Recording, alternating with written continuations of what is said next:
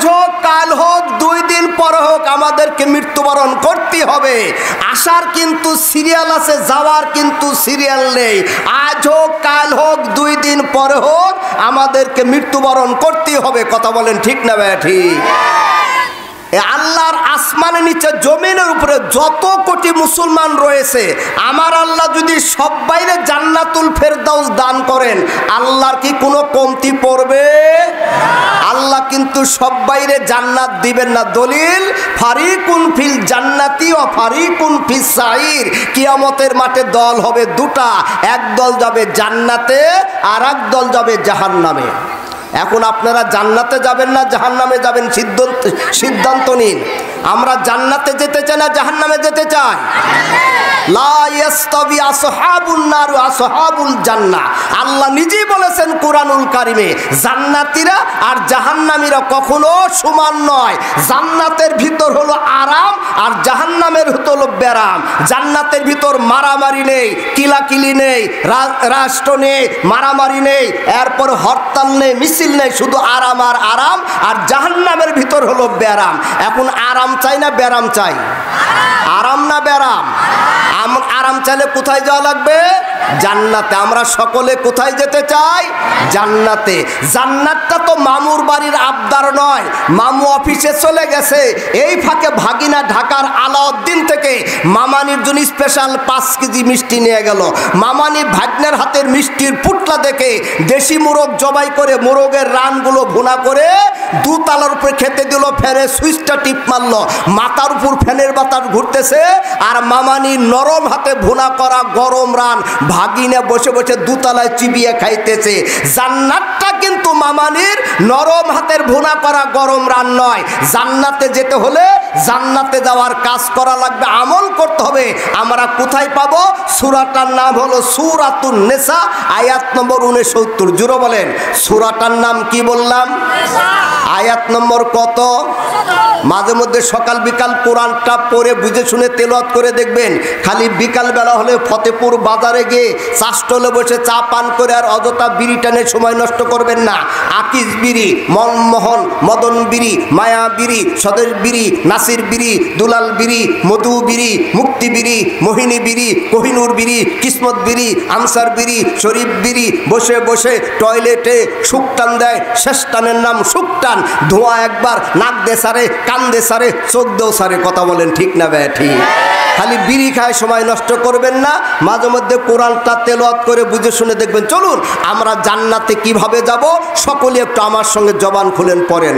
অমাইতিল্লাহা war রাসূলা ফাউলাইকা মাআল্লাযিনা আনআমাল্লাহু আলাইহিম মিনান নাবিয়্যিনা ওয়াস-সিদ্দিকিনা ওয়াশ-শুহাদা'i ওয়াস-সালিহিন ওয়া হাসুনা উলাইকা রাফিকা।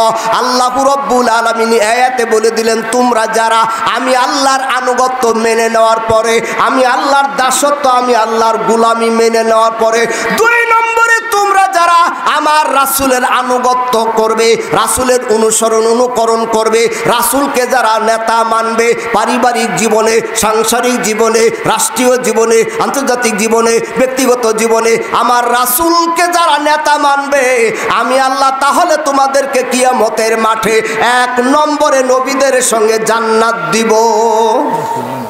সুবহানাল্লাহ বলেন। ভাষা বোঝা গেল? আল্লাহর আনুগত্য মেনে নেওয়ার পরে, আল্লাহর দাসত্ব, আল্লাহর গোলামি মেনে নেওয়ার পরে, আল্লাহর ইবাদত বন্দেগী করার পরে 2 নম্বরে যদি আমরা রাসূলের আনুগত্য সর্বক্ষেত্রে করতে পারি, আল্লাহ নিজেই ওয়াদা দিলেন আমি আল্লাহ তাহলে তোমাদেরকে কিয়ামতের মাঠে 1 নম্বরে নবীদের সঙ্গে জান্নাত দেব। সুবহানাল্লাহ বলেন। 1 নম্বরে কাদের সঙ্গে জান্নাত দেওয়া হবে? নবীদের সঙ্গে। আমরা এমন একজন নবীর উম্মত, তার জীবনের আগের গুনাহ নেই, পরের গুনাহ নেই, নিষ্পাপ নিষ্কলঙ্ক, যার চরিত্রে কোনো ভুল ত্রুটি নেই, যার চরিত্রে সার্টিফিকেট আল্লাহ নিজেই দিলেন, ওয়া ইন্নাকা লাআলা খুলুকিন আযীম। নবী গো, আপনি উত্তম চরিত্রের উপর প্রতিষ্ঠিত, আপনার চরিত্রের যন্ত্রের মাপকাঠি পৃথিবীতে নেই। সুবহানাল্লাহ বলেন। রাসূলের চরিত্রে সার্টিফিকেট কে দিলেন? আরো আসতে বলেন, মহিলারা শুনবে, কে দিলেন?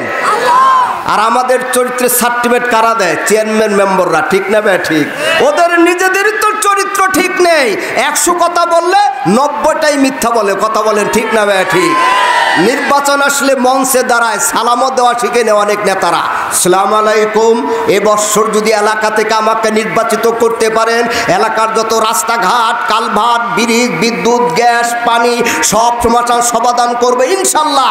সুযোগ যদি পেয়ে যায় আমি আপনাদেরকে 5 বছর ভিতর বিষ খেয়েও মারবো। আমরা হুজুকে বাঙালি, নকল বীরে আর গরম পানি টানার পরে সিল মারলাম।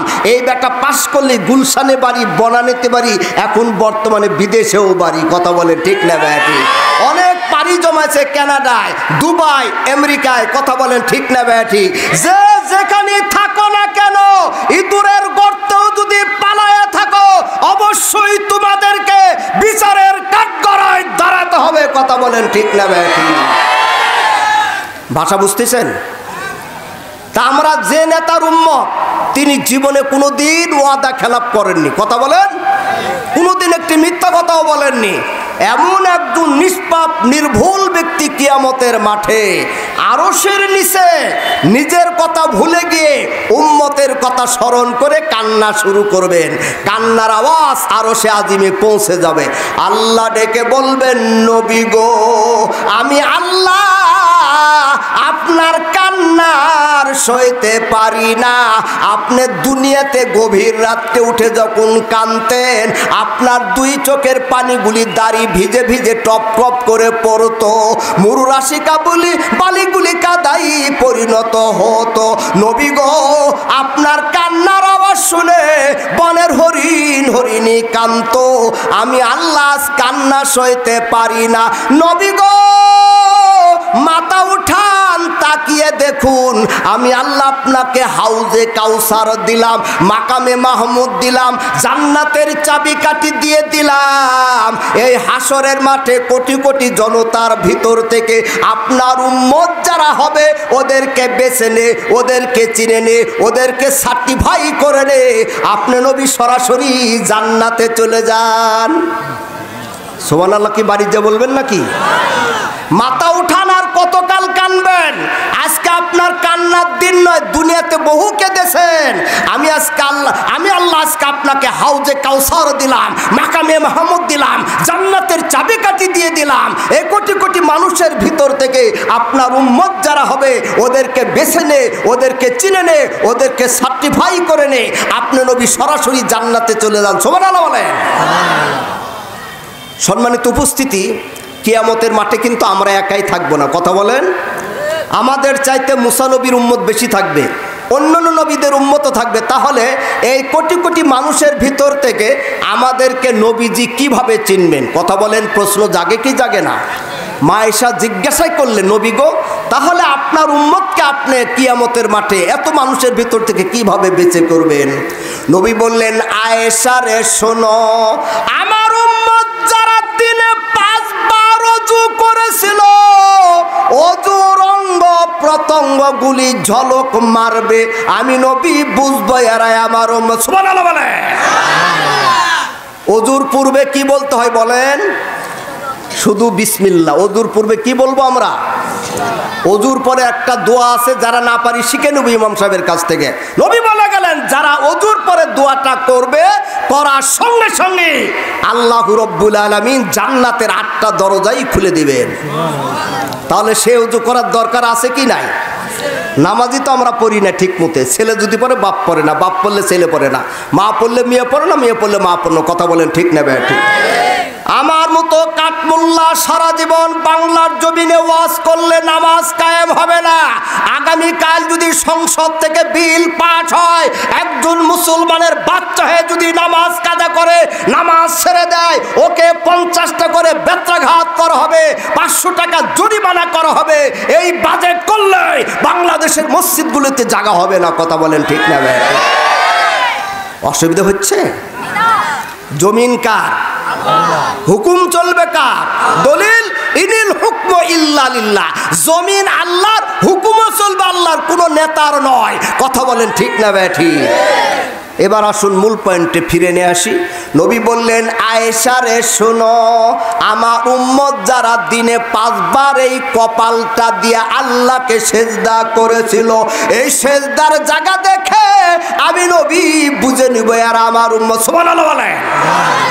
সেজদা কাকে দিব? আল্লাহ। এত আস্তে বলছেন কেন? মহিলারা শুনবে নাকি? সেজদা কাকে দিব? না দুনিয়ার কোনো বাবাকে?